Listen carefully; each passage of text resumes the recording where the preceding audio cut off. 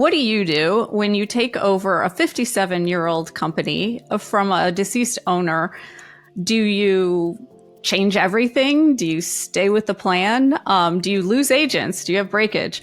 I spoke with Luis Carrion. He is the CEO and chairman of Berkshire Hathaway Home Services California Properties, and he purchased the firm from Bruce Malhern, who had passed away from his family in 2022. He was also named a 2024 game changer for the growth that the company did, partly through Bruce's leadership or the previous leadership, and then partly through him. It was 2019 to 2023. We talk about all the lessons learned taking over such an illustrious firm and how he is also navigating through all of the changes and his renewed focus and restructure of the company. So enjoy the episode. Luis, welcome to the podcast. Thank you for having me. Yeah. So first, I want to say congratulations on being a 2024 game changer.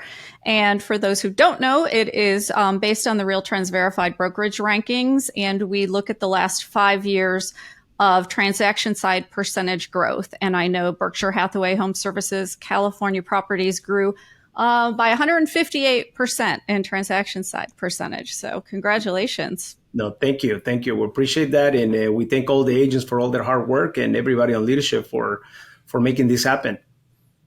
Yeah. So I want to start at kind of the beginning when you bought the firm. Tell me a little bit about how you came to it and, we'll move on from there. Sure. So I can tell you that the acquisition of this company happened from years ago.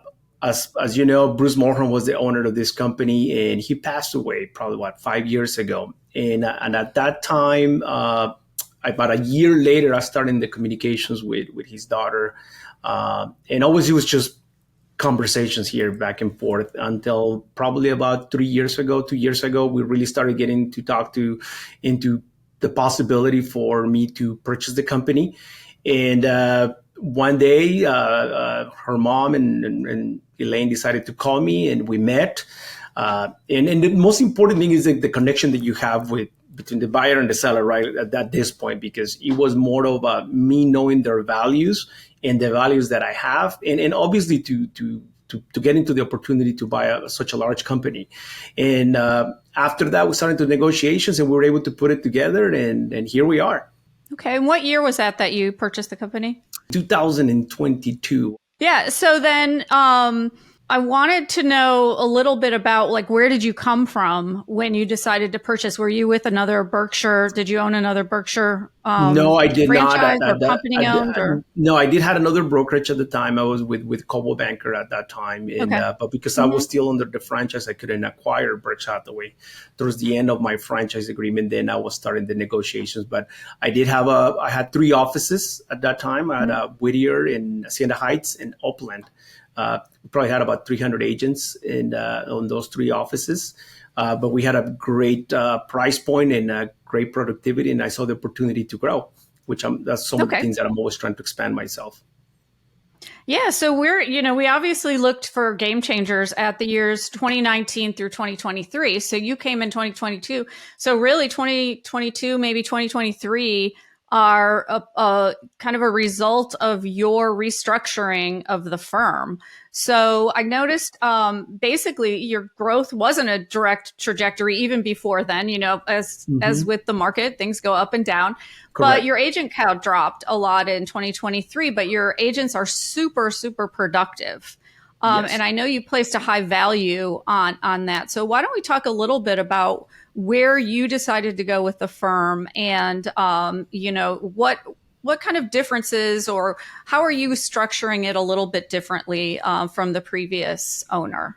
Well, I think that the one of the major components of the growth was in unify the company, right? To create a solid direction to where we're heading, right? I think before, to my opinion, was great leaders, great managers, but they were pulling a little bit on different directions. And one of the main things I did was to create obviously a corporate side of operations and a sales operation.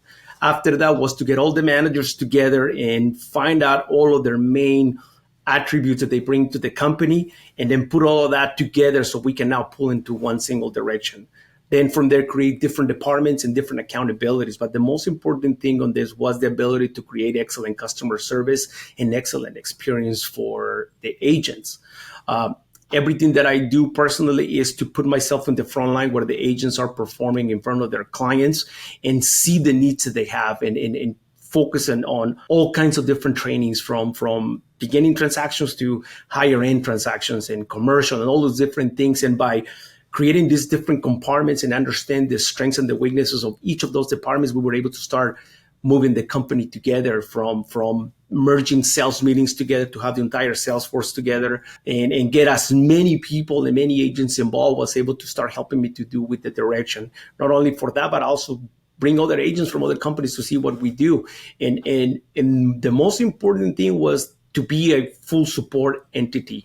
I can tell you that every single agent in my company has my cell phone number, right? And my phone appears in every single screen of our offices, and they know that if they need help, they can pick up the phone and call me.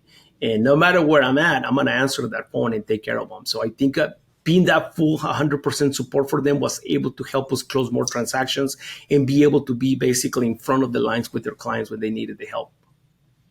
Yeah, that's so important. I think that, obviously during COVID, it really solidified the importance of staying in touch with your agents and really building those relationships. And now with the market the way it is and all of the NAR settlement changes, it is even more important to really navigate those waters, and make sure your agents are as close as possible to you. What are some of the specific things that you do as a company to reinforce those relationships?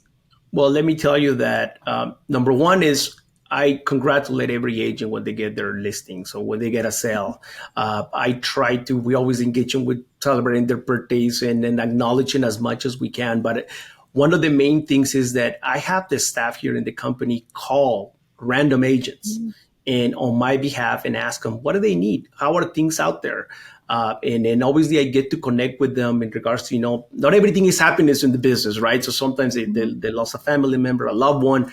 And that's when I get to know, because obviously there's a lot of people in the company. So they let me know, and then I engage them and I contact them. And it's a lot of that one-on-one. I just don't want to have people because we have here. I really want to create a sense of family where, number one, I'm always available for them. But the most important thing is that we do a lot of outreach for them. Our CEO or president is always in the phone talking to people. And it's a lot of deposits that you're in them and always being there with them through what's going on that help us to stay together. And they know that we really care for them. Yeah, and so you purchased a company that was really entrenched in the area, and 57 years, from Bruce, who was obviously a well-known leader. What was the biggest challenge you had in that transition when you finally took over the company? Well, I can tell you that the number one thing is people don't know you, right? And a lot of times when they have that fear, right? Well, who's this leader all about? What are going to be doing? So that was the biggest challenge for me to actually get in, for them to know me, myself, my family, my wife, everybody, for them to see that I was really committed, right? And obviously people always have their doubts, and with changes always creates that uncertainty. But I showed them my commitment. I showed them that I was going to be on the front line. I'm the one teaching classes, leading the meetings, and being present more than anything else. And a lot of one-on-ones, a lot of direct calls with people for them to really get to know me. But that was the biggest challenge, because in regards to direction and knowledge and letting them know that I can not only be an operational leader, but I actually transactional person, because obviously I've done a lot of sales myself. So I can help them with a commercial investment or regular residential investment or luxury branding. That was the main thing. And I think for me, that was the number one thing for them to believe in me more than anything else. And I was very welcome, and they were very excited. And I mean, we continued to grow, but that was my main challenge at that time. So what do you find? Let's talk about some lessons learned. Obviously, not everything went perfectly. So what Exactly. are some of the things that you kind of learned throughout the process? Because even failures are positive because they 100%. teach you the way to go. So Yes. talk to me a little bit about some of the lessons that you've learned through this whole process. Well, one of the biggest lessons was that for me, something that is non-negotiable is our compliance department, right? And I want to be a brand that we deliver on what we say, right? Our integrity, or ethics, and all of that. Forget about all the lawsuits that we're hearing, right? But I feel that my main job is to protect my agents. And if I do that, with that automatically, I'm taking care of their clients, making sure that their paperwork is done correctly and all of these things. But I did feel at that time that one of my main conversation was always like the files and the compliance and the way we do things are non-negotiable. And a lot of times people are not that good at paperwork, right? And then here comes a new change into the way we do things. And then I brought a full strength on Patricia, who's a very strong compliance director. And that created me a lot of negativity, I can say, right? That they will say that, well, why is it so hard? And why are they requiring all of these things? And I always try to tell them, hey, trust me through the process. If you do this, I mean, through all my years on my other brokerage, we never had no issues when they were in court and things like that. So there is a madness to the system that you just got to trust me. But it was very difficult because, yes, I can tell you that we did have casualties on some agents. Well, I think they're too strict and all of these things. And maybe my lesson with that would be to even probably emphasize a lot more the why and really have more connections. But when you're dealing with that many transactions, obviously you don't have the time to do it. Every transaction creates a liability, right? So I think that was one of my biggest challenges, and I can tell you that it created me a lot of negativity out there within the company. But afterwards, now they understand that the reason behind that, it has created more of a, we don't have to be looking behind our backs, and I can keep ourselves focused on the customer service, focus on the ethical principles instead of like, are we missing things, especially here in California, you know? Yeah. I mean, who likes extra work? So, No, they don't. No, they don't. But I was told, you trust me, you're gonna sleep like a baby because you gotta know that somebody's helping you to watch your back. And honestly, a lot of times agents tell me that, right? He goes, I feel that is our responsibility, is for you to be watching our back, and I take that pretty seriously. Yeah. So operationally, what types of changes did you make as far as, just your operational expenses, your leadership? What was really, did you feel was really important for you to do, in the first year? Well, I can tell you that the number one thing is to understand the business, right? Understand the profit and loss understanding, right? And then we took, between the CFO and our COO, took a lot of time to really understand all the things that they were creating expenses and that were not really helping, right? And that was for me to take it apart. Every single department and start keeping things down so we can see, okay, we need this, we don't need that. So all of that restructure, centralize all the expenses, centralize everything to go through one direction and only one person making decisions in regards to that, which was our CFO, have full control of that. Completely help us with understanding our P&Ls. In operational, then give the authority and the trust to all of different departments, or marketing, or operations, or compliance. Every person having those staff meetings, they are in charge of it. So when it comes down to these things, I tell them, how would you resolve the issue? And I let them run with it. And obviously me supervising all of those things, by creating those departments and really understanding the things that they were working and not working, and a constant every single week having a lot of meetings has helped us to really create a stronger foundation for our company and help with our P&Ls more than anything else. And also having that open door communication, because I'm an open door line, right? I tell them anybody can come in here and ask me on things, right? And not because I say something that means that the way it is. I get a lot of feedback, and I always request feedback from them, and to hear what things work and what things don't work. So constant communication is key.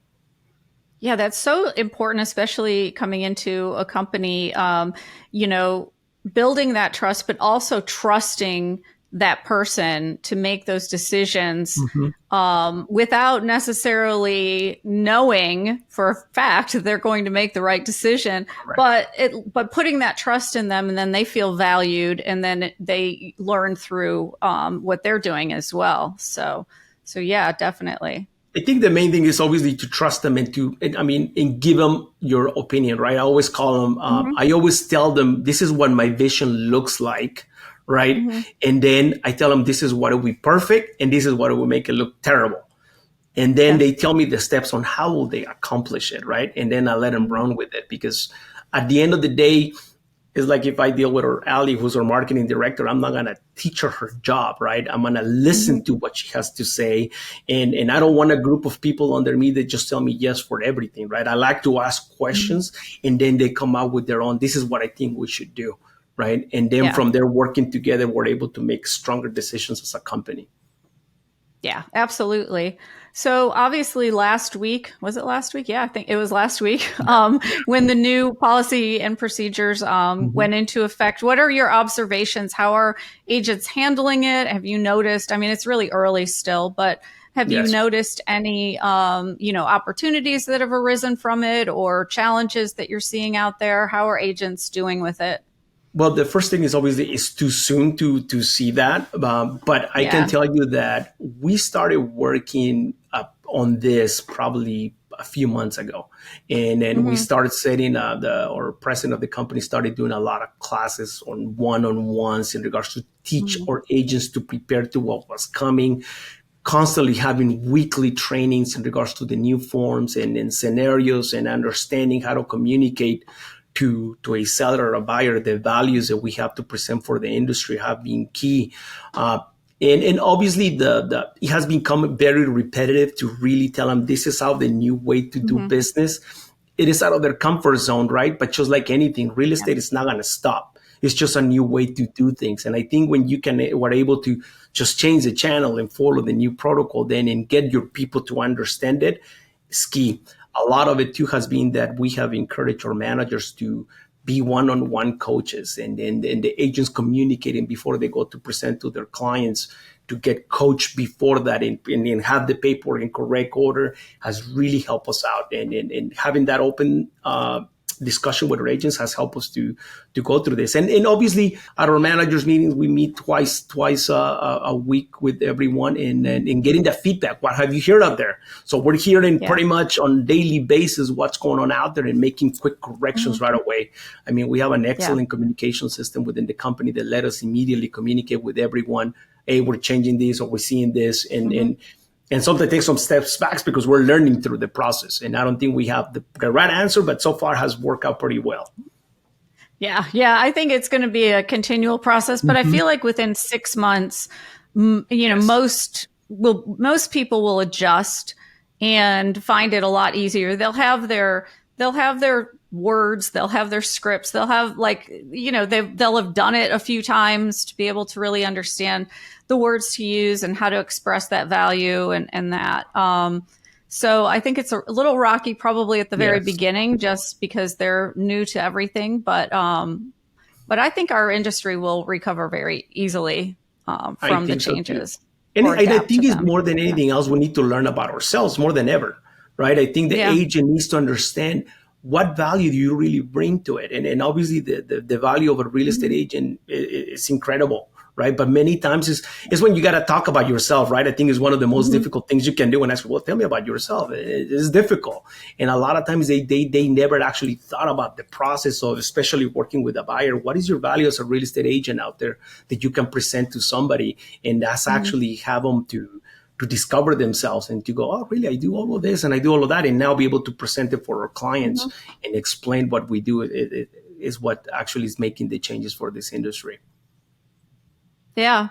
And despite your growth, obviously you just took over in 2022, so Mhm. you're probably the fruits of your labor are starting to be seen Yes. as far as agent productivity and your growth. So what is your kind of growth plan moving forward? Are you going to be looking at M&A or or are you looking at really focus heavily on agent productivity? Talk to me a little bit about your growth plan moving forward. What is actually three sections of the growth plan. Obviously, looking for opportunities for other brokerages that we can do mergers and acquisitions. Obviously, the day-to-day operations in these companies focus on sales, right, and developer or agents. Get to know them and understand their strengths and their weaknesses, and try to guide them to the best proper possible. And obviously, recruiting, right, trying to offer other agents out there the support that we really provide for them, right, and all the tools and our value proposition that is out there. It's a combination of the three things until what is going, because obviously, as the changes happen, not that many people can adapt as quick enough, right? And that's where for me is like looking at every single opportunity on a weekly basis. And like today, one of our managers told me, oh, you know what? I just heard about this potential merger and acquisition. So I'm going to meet with them this week to see how that goes. But yeah, hitting on the three aspects, just continue with growth. That's stay ahead. Yep. Yeah. And you must be excited that they're looking at a rate cut. So, oh yes, that made me pretty happy, right? I mean, we heard that before, right? But I think now this time in September, it really will happen, which I think it's a great opportunity. At the end of the day, is for people to get their home, their dream home, to be able to accomplish the American dream. I think that's what it is, and helps everyone in the industry once they do those rate cuts, which I can hardly wait to them to happen. I agree. So I want to switch gears a little and get a little more personal. I want to talk to you. A lot of leaders have multiple aha moments, but it could be professional, it could be personal. What was your kind of aha moment where you realized you needed to change things up or do something different, and to really move past, or I guess, get over a hump to succeed? Well, I can tell you that it happened when COVID actually happened, right? Because immediately the whole world shut down, right? And it really, just like everything, starts creating concerns, starts creating like the uncertainty. How long is this going to take? But obviously, we know that in real estate, it completely grew like a way that nobody has ever predicted to see that type of market. But the number one thing for me was that, how do you prepare for those kind of situations? How quick can you adapt? And are you having plans of action that you can actually execute, right? Like I call it, we always say, hey, how are we going to cook this thing, right? Or do we have the right ingredients to really create success? And to me, that challenge that we were able to pass through COVID, it was a big opportunity for me to understand that now, as the industry changes, how long does it take us for us to really get going into something? And that has actually helped me to now be more disciplined and to immediately put ingredients that will help us to create more success for personally and as a company. More than anything else, as a leader, right? People look up to you for you to make the right decisions, right? Because you can see when you're talking to somebody, they're like, and I tell them, let me tell you, I pray every day to God that I get the wisdom to do the right moves here. And so far they have worked out. We got some help from upstairs. They help us with making the right decisions, but it really changed my life during that, because I didn't know what was going to happen. And hard work and being present and taking action is the key at the end of the day. Don't just wait to see what happens. You have to be very constant and many times ignore the noise that is out there, really, because if you just hear about a lot of these things, it affects you more than it helps you. And you just got to focus on the solutions, not on the problems. Yeah, absolutely. Definitely. My final question is just what's next for Berkshire Hathaway Home Services California Properties? Well, let me tell you that the future looks bright, right? And we are excited to look at these new opportunities that are coming on. We just got to get used to it. But we'll continue to grow, continue to be better at what we do. And more than anything else, continue to be a pillar for this industry, that real estate will continue to go on and continue to grow and get more locations and get more agents. And more than anything else, I think I believe that we help agents with their lives and changing them and helping them grow. And with that helps a lot of other people.